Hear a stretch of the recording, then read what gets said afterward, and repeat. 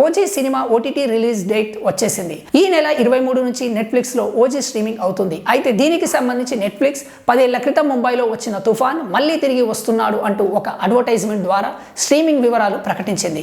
అలాగే దీనిపై సోషల్ మీడియాలో పోస్టర్ ని కూడా విడుదల చేసింది. తెలుగుతో పాటు వేరే లాంగ్వేజెస్ లో కూడా ఓజీ స్ట్రీమింగ్ కానున్నట్లు నెట్ఫ్లిక్స్ ప్రకటించింది.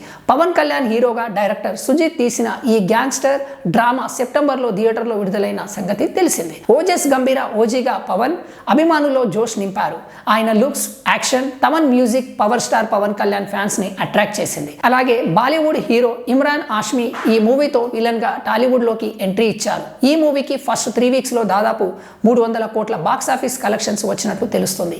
అయితే ఈ మూవీ త్వరగా ఫినిష్ చేయడానికి గల కారణం పవన్ కళ్యాణ్ ఏపీ డిప్యూటీ సీఎంగా, జనసేన పార్టీ అధ్యక్షుడిగా బిజీగా ఉండడం వల్ల జనసేన పార్టీ ఆఫీస్లో సెట్స్ వేసి త్వరగా ఫినిష్ చేశారు. Thank you for watching video.